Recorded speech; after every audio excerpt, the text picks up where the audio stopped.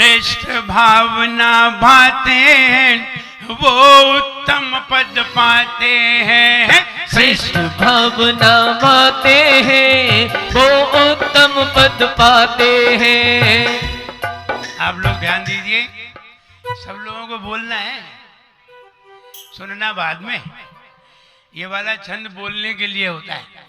श्रेष्ठ भावना भाते हैं वे उत्तम पद पाते हैं। श्रेष्ठ भावना पाते हैं वे उत्तम पद पाते हैं। तीर्थंकर बन जाते हैं, तीर्थंकर बन जाते हैं। तीर्थंकर बन जाते हैं, तीर्थंकर बन जाते हैं। श्रेष्ठ भावना भाते हैं वो उत्तम पद पाते हैं। श्रेष्ठ भावना पाते हैं वो उत्तम पद पाते हैं। तीर्थंकर बन जाते हैं, तीर्थंकर बन जाते हैं। तीर्थंकर बन जाते हैं, तीर्थंकर बन जाते हैं। सभी शक्तियां पा करके शिवपुर एक दिन जाते हैं। सभी शक्तियां पा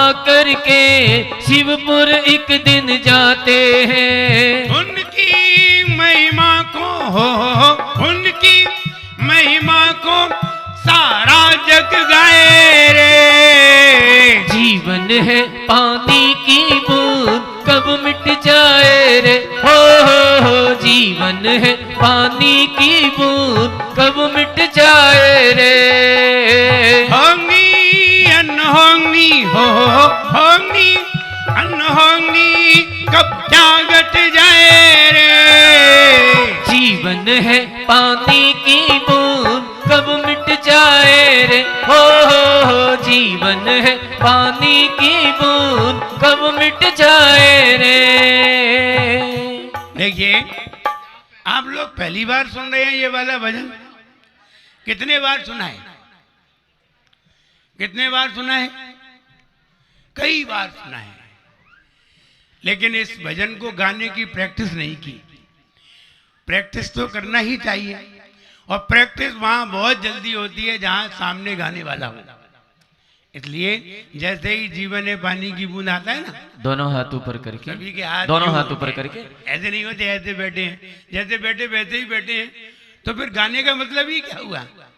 एक्शन तो बदलना ही चाहिए। दोनों हाथ ऊपर उठाइए। श्रेष्ठ भावना भाते हैं वो उत्तम पद पाते हैं। श्रेष्ठ भावना पाते हैं वो उत्तम पद पाते हैं। तीर्थंकर बन जाते हैं, तीर्थंकर बन जाते हैं। तीर्थंकर बन जाते हैं, तीर्थंकर बन जाते हैं। उनकी महिमा को उनकी महिमा को सारा जग गाए रे। जीवन है पानी की बूंद कब मिट जाए रे। हो जीवन है पानी की बूंद कब मिट जाए रे। होंगी अनहोंगी होंगी अनहोंगी कब जागट जाए रे। जीवन है पानी की बूंद कब मिट जाए रे। हो जीवन है पानी की बूंद कब मिट जाए रे।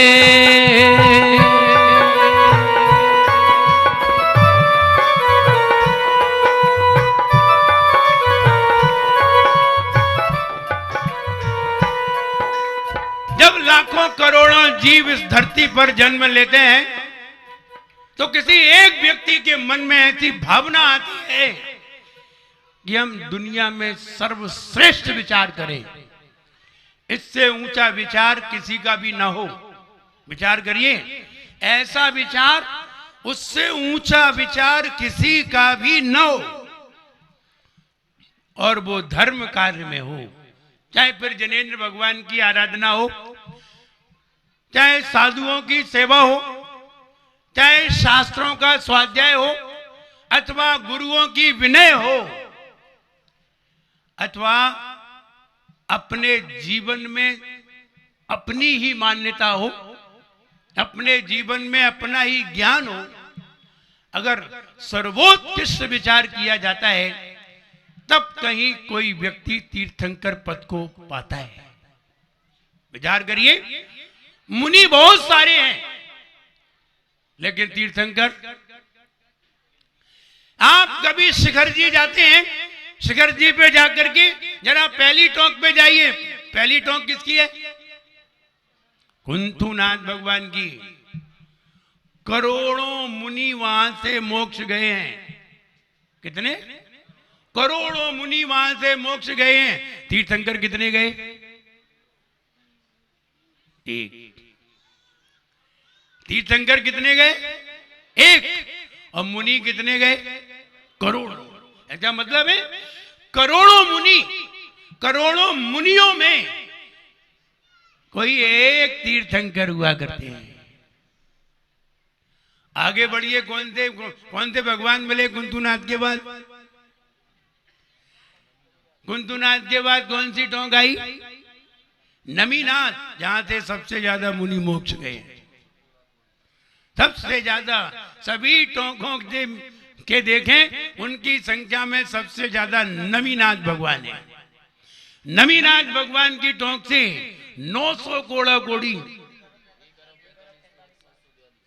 विचार करो, इतने सारे मुनि मोक्ष गए हैं और तीर्थंकर कितने गए? एक। क्या मतलब है? 900 कोड़ा कोड़ी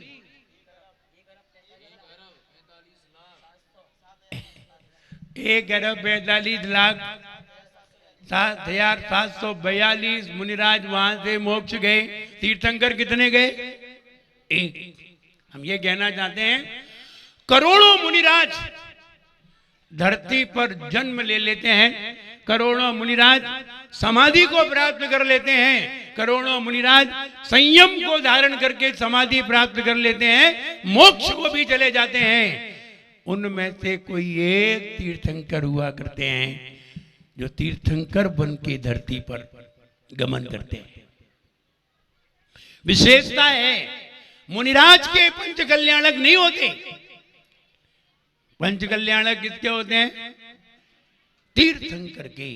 तीर्थंकर के 2 कल्याणक भी होते हैं, तीर्थंकर के 3 कल्याणक भी होते हैं, तीर्थंकर के 5 कल्याणक भी होते हैं, लेकिन वो विदेह क्षेत्र में 2 और 3 होते हैं।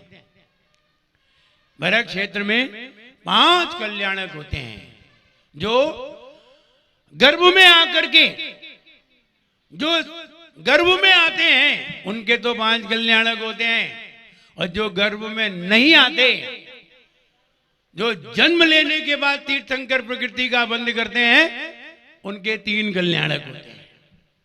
और जो मुनि बनने के बाद तीर्थंकर प्रकृति का बंद करते हैं, उनके 2 कल्याणक होते हैं। और जो गर्भ में आकर के तीर्थंकर बनते हैं या तीर्थंकर बनकर के गर्भ में आते हैं, उनके 5 कल्याणक होते हैं। अपने यहाँ कौन से भगवान के कल्याणक हो रहे हैं? आदिनाथ भगवान के। आदिनाथ भगवान गर्भ में आकर के तीर्थंकर बने, कितने कल्याणक होंगे? 5। और अगर गर्भ में नहीं आते, जन्म होने के बाद तीर्थंकर प्रकृति का बंद करते, तो कितने कल्याणक होते? 3। दीक्षा कल्याणक, तप कल्याणक, ज्ञान कल्याणक और मोक्ष कल्याणक। और अगर मुनि बनने के बाद होते तो दीक्षा तो हो ही गई, अब तो ज्ञान कल्याणक और मोक्ष कल्याणक। कहने का मतलब ये है, जो श्रेष्ठ भावना बातें हैं वे ही श्रेष्ठ पद को प्राप्त होते हैं। हमारी भावनाएं इतनी श्रेष्ठ नहीं है कि हम तीर्थंकर प्रकृति के बंद के लायक हों। अच्छे अच्छे मुनियों की नहीं हो पाती, अपन तो श्रावक हैं। अच्छे अच्छे मुनियों की नहीं हो पाती। तो कहने का मतलब यह है कि तीर्थंकर प्रकृति पालने के लिए श्रेष्ठ भावना बनाई जाती है, और वो धरती पे कोई एक ऐसे तीर्थंकर होते हैं जो धर्म तीर्थ को चलाते हैं। धर्म तीर्थ को चलाते हैं। तीर्थंकर, तीर्थ को करने वाले। तीर्थ किसे कहते हैं? तीर्थ किसे कहते हैं? जहां से मोक्ष जाया जाए, जहां से सम्यक दर्शन ज्ञान चारित्र की प्राप्ति हो, जहां से हमारे अंदर संयम की भावना बने, जहां हमारे परिणाम निर्मल हो, जहां जाकर के मेरे अंदर त्याग की भावना आए, उसे ही तीर्थ कहते हैं। आप शिखर जी जाते हैं, शिखर जी की कभी वंदना करते हैं, आपके अंदर त्याग की भावना होती है? आप वहां जाते हैं, कोई जाता है, आज से हम रात्रि में भोजन का त्याग करते हैं, आज से हम रात्रि में पानी नहीं पिएंगे, आज से हम अन्य चीजें जो खाने योग्य नहीं है नहीं खाएंगे। ऐसा नियम कहां लेते हैं? शिखर जी में जाकर। तो शिखर जी क्या हुआ? तीर्थ। और साधु क्या होते हैं? साधु भी तीर्थ हैं।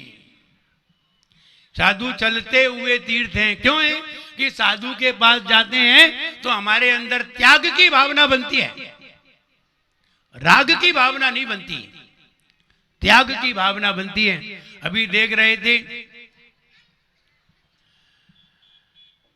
माता मरु देवी की गोद भराई हो रही थी। देखिए, विचार देखिए, मुझे लगता है इतना बड़ा उत्सव कि पूरी समाज आई हो और सारे समाज के लोग खुशी मना रहे हो, ऐसा उत्सव उनके जीवन में कभी नहीं आया होगा जो उत्सव आज मरु देवी को दिखाई दे रहा है। मरु देवी से खुद ही पूछ के देखिए, क्या आपने अपने जीवन में ऐसा अपने घर में कभी उत्सव देखा है? नहीं देखा। बच्चों की भी शादी हो गई होगी, बेटियों की भी शादी हो गई होगी, लेकिन इतना बड़ा उत्सव और इतना सम्माननीय कार्य इनके जीवन में कभी नहीं हुआ होगा। चाहे भले ही बच्चों की शादी में 10-10, 20-20 लाख रुपए खर्च कर लिए होंगे, तब भी ऐसा उत्सव इन्हें देखने में नहीं आया। विचार करिए, आज इस उत्सव में माता पिता बने तो कितना बड़ा महोत्सव उनकी गोद भराई का हुआ। इतना बढ़िया उत्सव तो उनके घर में किसी का भी नहीं होगा। आप अपने अपने घर में देखें, किसी के घर में ऐसे उत्सव नहीं होते। अगर कोई बहू की गोद भराई भी होती है, आ जाते हैं 10, 20, 50 लोग। इससे ज्यादा और कौन आता है? और कौन आके गीत गाता है? कोई नहीं गा पाता। लेकिन यहां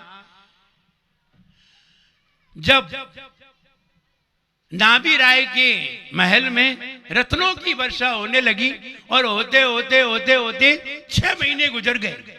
जब 6 महीने गुजर गए तो लोगों को विचार आने लगा, आखिर तीर्थंकर गर्भ में आए हैं और गर्भ में आए हैं तो देवियां शोधन के लिए आती हैं, देवियां मां की सेवा के लिए आ जाती हैं जब तीर्थंकर गर्भ में आते हैं। और विचार करिए, रात्रि में गर्भ में आए और सवेरे सवेरे मरु देवी ने नाभि राय से पूछा, भगवान हमें 16 स्वप्न दिखाई दिए हैं, इसका मतलब क्या है? वे स्वप्न आज दिखाए जाएंगे, कल नहीं दिखाए गए होंगे। कल दिखाए गए थे? अच्छा, स्वप्न दिखा दिए, स्वप्न देख लिए तो उन स्वप्नों का मतलब पूछेगी। तो देखिए, कहां वो माता एक प्रश्न का भी जवाब नहीं दे पा रही, कहां कोई प्रश्न का ज्ञान नहीं है उन्हें। लेकिन अब वो माता से तरह तरह के प्रश्न देवियां पूछेंगी और मां उनके उत्तर देगी। ज्ञान कहां से आ रहा है? कोई ज्ञानी जीव मां के गर्भ में है, उसके असर से मां के ज्ञान की वृद्धि हो रही है। विचार करिए, ज्ञानी जीव आता है तो मां का ज्ञान वृद्धि को प्राप्त होता है, और अगर अज्ञानी जीव आता है तो मां बुद्धू हो जाती है। ज्ञानी आए तो मां ही ज्ञानी हो जाती है, और अज्ञानी आए तो मां जो ज्ञान होता है वो और कमजोर हो जाता है।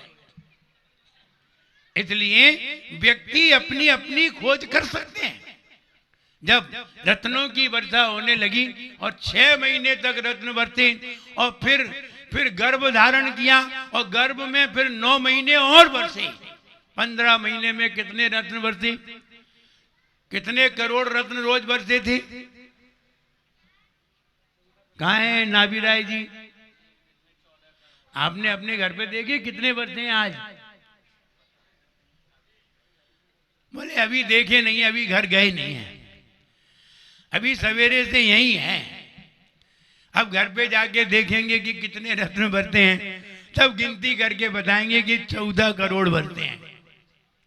एक दिन में जब 14 करोड़ रत्न बरसते हैं तो 15 माह में 450 दिन होते हैं और 450 दिन में 63 अरब रत्न बरसते हैं। कितने रत्न? 63 अरब, 63 अरब रत्न बरसते हैं। और इतने रत्न जब बरसते हैं, इतने रत्न जब बरसते हैं तो लोग पूछेंगे इन रत्नों को क्या होता है? क्या दुकान लगा के बैठते हैं? क्या सराफे की दुकान खोलते हैं? नहीं नहीं, न सराफे की दुकान खोलते हैं, न रत्नों को संभाल के रखते हैं। गांव में, शहर में वे रत्न बंटवा दिए जाते हैं, सभी के घर में पहुंचा दिए जाते हैं और उस गांव में कहीं भी गरीबी दिखाई नहीं देती। एक व्यक्ति भी भीख मांगता दिखाई नहीं देता, एक व्यक्ति भी भूखा दिखाई नहीं देता, एक व्यक्ति के शरीर पर भी खराब कपड़े दिखाई नहीं देते। जब तीर्थंकर जन्म लेते हैं तब एक भी बीमार दिखाई नहीं देगा, किसी को जुकाम दिखाई नहीं देगा, कोई बीमारी नहीं होगी, कोई भूखा नहीं रहेगा, किसी के यहाँ पीड़ा नहीं होगी, कोई किसी की मारपीट नहीं करेगा। उस नगर में जहां पर तीर्थंकर जन्म लेते हैं तब वो घर धन्य हो जाता है, वो महल धन्य हो जाता है। एक मुनिराज होते हैं जो अघोर गुण ब्रह्मचारिणम, ये मुनिराज विदेश क्षेत्र में पाए जाते हैं, विदेश क्षेत्र में होते हैं। ये मुनिराज जहां होते हैं वहां 144 किलोमीटर तक कोई बीमारी नहीं होती। वे मुनिराज जहां बैठे होते हैं 144 किलोमीटर तक कोई बीमारी नहीं होती। विचार करिए कितना बड़ा क्षेत्र है, अथवा 12 किलोमीटर तक कोई बीमारी नहीं होती वहां जहां वो बैठे होंगे। अगर बड़ा देखें तो 1 योजन तक अथवा 12 योजन तक वहां कोई बीमारी नहीं होती, ना चोरी होती है, ना एक्सीडेंट होता है, ना बीमारी होती है, ना कोई पीड़ित होता है, ना कोई दुखी होता है। वे मुनिराज होते हैं। और जहां तीर्थंकर जन्म ले लेते हैं वहां तो कुछ होता ही नहीं है, आनंद ही आनंद होता है। जैसे अपने गांव में अभी आनंद ही आनंद है। जरा देखो तुम घर पे जाके देखो तो आनंद है। और घर पे जाते हैं तो सवेरे फिर हमें पूजन के लिए आना है और शाम को फिर आरती करने आना है। दोपहर में भी यहाँ पूरा दिन भर यही गुजारना है। ये आनंद के क्षण है। वरना दुकान पे बैठे होते, किसी ग्राहक से माथा बच्ची कर रहे होते, महिलाएं घर पे अपने कार्य में लगी होती, लेकिन सारे कार्यों से बचे हैं। ये जीवन आनंद का है, इतने समय आनंद ही आनंद है। विचार करिए, जब हम 5 दिन पंच कल्याण कराते हैं और घर से मुक्त रहते हैं तो कितना आनंद होता है। ध्यान रहे, घर से हमेशा के लिए मुक्त हो जाए तो कितना आनंद हो। लेकिन ये वाला विचार करते नहीं है। 5 दिन मुक्त रहे और फिर जाकर के फिर उसी जाल में लिप्त हो जाते हैं। जब 5 दिन मुक्त रहे तो आनंद में रहे, कोई विकल्प नहीं रहा, तो हम अगर हमेशा के लिए घर से आ जाएं तो कितना आनंद रहेगा। विचार तो करना चाहिए। जब विचार करोगे तो एक दिन पूरा भी होगा जब वो रत्न बरसे, 63 अरब रत्न बरसे। अब बताइए कहां रखें। अगर आपके घर में नोटों की गड्डी बरसे तो आपको सोचना पड़ेगा कि कहां रखें, कौन से गोदाम में रखें, क्योंकि बहुत सारे बरस गए और इतने बरस गए कि बाहर फैलने लगे। तो करोगे क्या ये बताओ। अगर नोटों की गड्डी बरसने लगे और आपके घर में बरसे तो करोगे क्या फिर उन्हें? बोले गोदाम में संभाल संभाल के रखेंगे। लेकिन तीर्थंकर के निवास पर, मरु देवी के निवास पर, नाभि राय के निवास पर जब 63 अरब रत्न बरसे तो बोले कि क्या करें। उन्होंने ढेर लगा दिया, गांव वालों को बुलाया, जिनको ले जाना है ले जाओ, और सारे रत्नों को बांट दिया। क्यों बांटा गया इस पे विचार करिए। तीर्थंकर जब जन्म लेंगे उन्हें एक भी व्यक्ति बीमार दिखाई दे गया, उन्हें एक भी व्यक्ति भूखा दिखाई दे गया, वैराग हो जाएगा। इसलिए तीर्थंकरों के सामने ऐसे दृश्य आते ही नहीं है कि कोई पीड़ित हो, कोई कुत्ता बीमार हो, कोई गाय बीमार हो, कोई हाथी बीमार हो, कोई चूहा मरा पड़ा हो, ऐसे दृश्य उनके सामने आते ही नहीं है। यहां तक कि मानव भी मर जाता है तो भी उनके सामने नहीं आता। विचार करो, तीर्थंकर हैं, उनके सामने मानव भी मर जाए तो भी उनकी आंखों के सामने नहीं आता है, वरना उन्हें तत्काल वैराग्य हो जाएगा। इसलिए कोई भी नहीं आता है। तीर्थंकरों को जब वैराग्य हुआ है तो या तो बादलों को देख करके हुआ है, या सिर के सफेद बाल देख करके हुआ है, या नीलांजना की मृत्यु देख करके हुई है। लेकिन नीलांजना की मृत्यु दिखाई नहीं पड़ी लोगों को, लोगों को दिखाई नहीं पड़ी, वो तो उन्हें दिखाई दे गई। और वो तो एक षड्यंत्र रचा गया था कि ये 84 लाख पूर्व की आयु प्राप्त हुई थी आदिनाथ भगवान को, और 83 लाख पूर्व उन्होंने राज्य में गुजार दिए। अब इंद्र परेशान था, इनको वैराग्य नहीं हो रहा है, तो ऐसा उसने षड्यंत्र रचा था।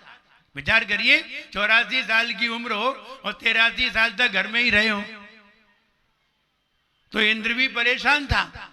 तो उसने ऐसा षड्यंत्र रचा कि जिसकी मृत्यु निकट है उसी को नृत्य करने के लिए बुलाया है।